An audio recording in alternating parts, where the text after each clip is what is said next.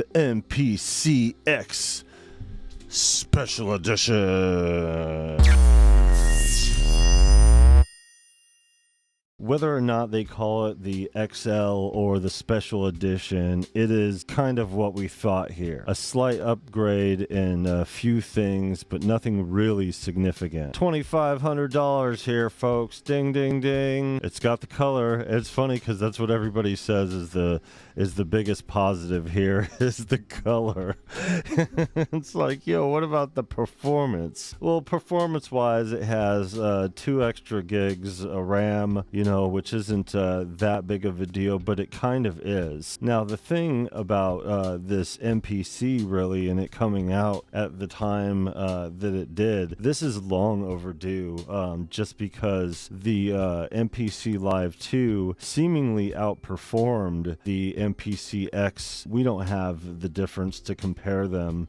And in all fairness, me speaking on this, really, I'm not an MPC head here. We don't have any MPCs. We had the MPC Live 2 that was just sitting around here and not being used. Before that, had some MPD pads. Before that, had a MPC Touch. They've never been up there as far as the workflow that I've traditionally done. Before then, they were just out of my price range, so I couldn't get anything. But now, looking into it, it's like, yeah, basically what they're doing with this is that they're bringing the MPC X up to par and including the stuff that is in the MPC Key 61, which the MPC X did not have prior to that. You would have to purchase. So now all of those come with the MPC X Special Edition. So like I said, it's not really that big of a deal as far as performance-wise goes. A little bit more beefed up RAM, has the effects and the stuff that you would normally have to pay for otherwise. See, it comes with all this stuff over here.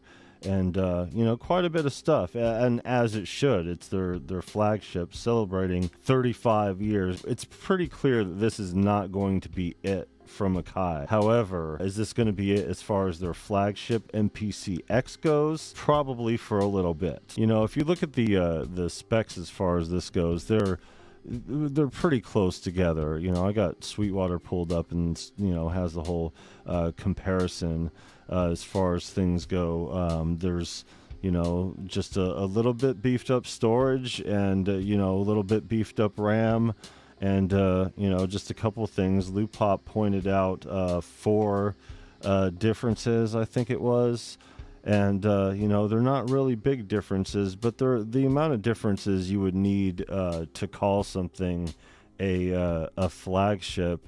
And it's just with the MPC X being in its current rendition before the Special Edition, it was just falling behind the other MPCs. Performance-wise, they needed to beef it up, especially after releasing the MPC Key 61, because having all those instruments and everything on the keyboard and having the keyboard cost less than the MPC X, that you're getting the keys plus all the extra instruments. So they needed to do this. They needed to include what they needed to, and people have been gunning for this color scheme for a minute. And like I said, out of all the things that are upgraded in this, there's not very much, but the thing that stands out to most people is the color. So good on Akai for giving people what they want. As far as the price range goes, I get why they did what they did. What do you guys think of the new MPC? As far as my take on the new MPC Special Edition, it was long overdue for sure for what they have. I don't know what they're limited to, but they're not just being pre-ordered right now. They're actually in stock. I think they just needed to get it up the par with the rest of the stuff that they're doing,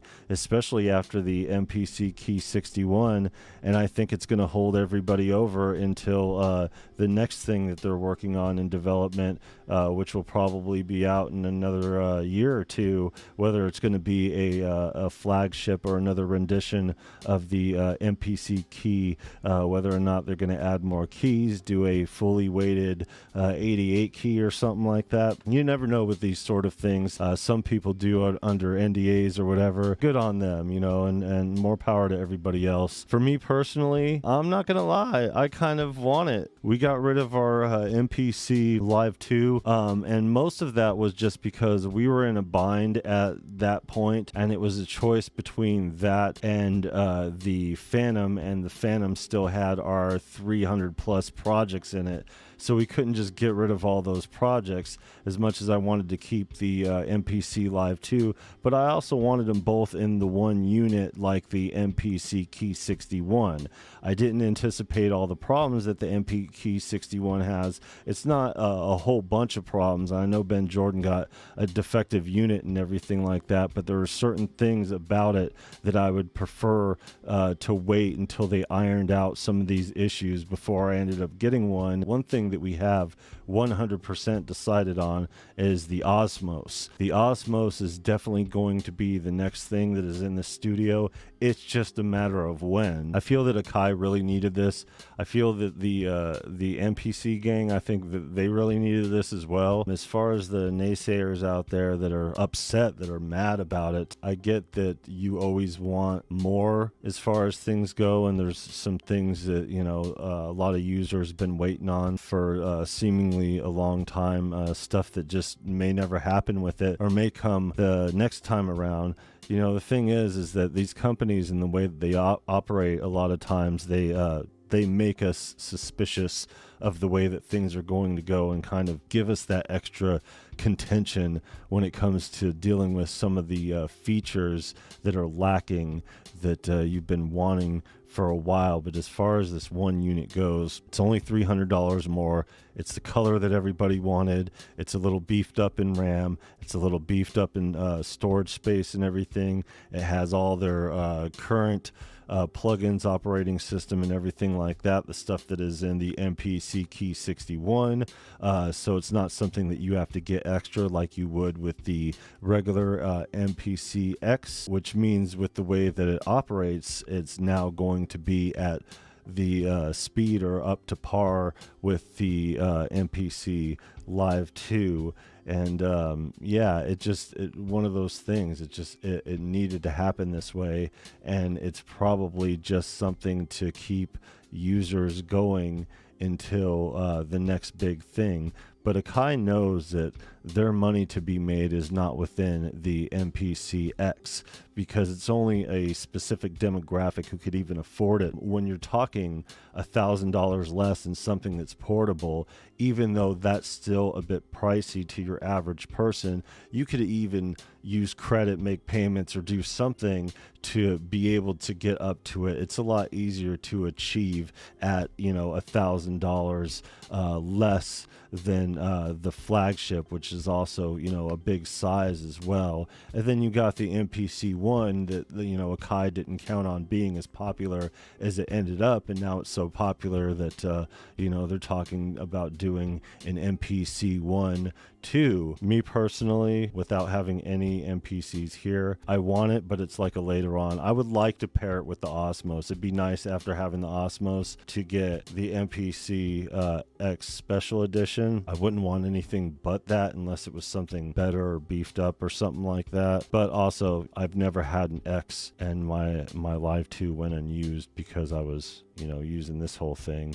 and it was the choice. Which one's got to go? You know, the Phantom would have brought me more financial stability, but I had 300 plus projects in there I needed to take out. It was, you know, I couldn't just get rid of that for an empty MPC and start all over again, you know. I feel that it was necessary. I feel that they're giving most people what they needed, what they wanted most out of it, as far as the color scheme, which is kind of sad that, like, the most positive about it is the color, but that's what everybody's mentioning. But they needed to beef it up to where they have those plugins in that are in the MPC Key 61. It didn't make any sense that you have all those in there, but they don't come with the MPC X. As far as the other stuff goes, not a lot of big differences with the subtleties in the change and them classifying this as Special Edition. It is likely to me that this is just a holdover while they're working on something that is going to be another couple years down the road.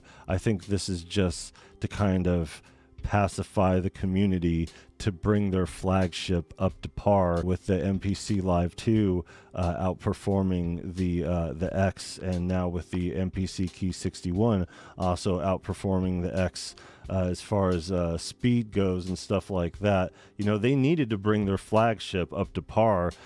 Is just another couple gigabytes of RAM and you know, just a slight bump up in storage gonna do it?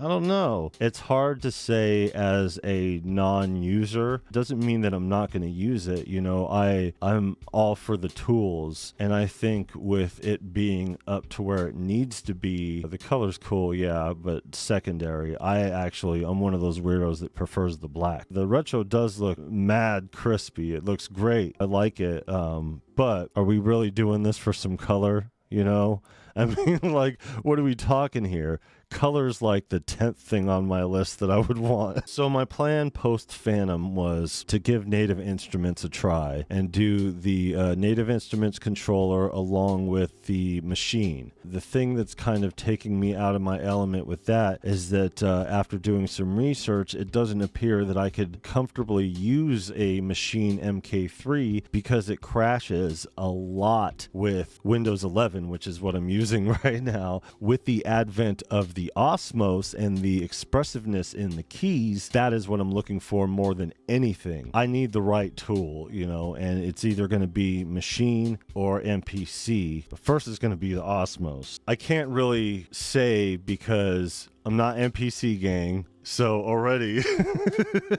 I'm already on thin ice even talking about this shit. I've had my experience with MPCs, but they've been most recent, from the touch to the controllers to the Live 2. I didn't even make one beat on the Live 2, but that's because I got it when knee deep in the projects and all the other stuff. As a professional who's been doing this for a while, as far as production, recording, and all that other stuff, I might end up with it. I might end up with the X. So I'm still in the deciding mode. Is it going to be Akai or is it going to be Native Instruments? Which one am I going to be giving the next cycle to? Because that's what I do. I'm an equipment cycler. It keeps me out of being a gearhead. As far as a marketing standpoint, I'm in a unique position for these guys as far as these companies go, for them to sway me either way. So word on the street is Native Instruments is on the verge of something new. It's going to be a fight to the finish, and I'm going to be there like, hey, as you can see with the stuff that's going on here, we're starting to cross over into the sound design element and creating preset packs. So because we're there already and we're releasing albums and everything, within this quarter, all of these albums are going to be wrapped up except for the legacy albums and the longevity album. Other than those, it's going to be all production for the channel. So a couple months from now, I'm going to be in the market. I'm going to be in the market for an MPC or whatever Native Instruments has got cooking. And it's probably going to be right at the time where Native Instruments drops their ish. And I'm going to be like, which one?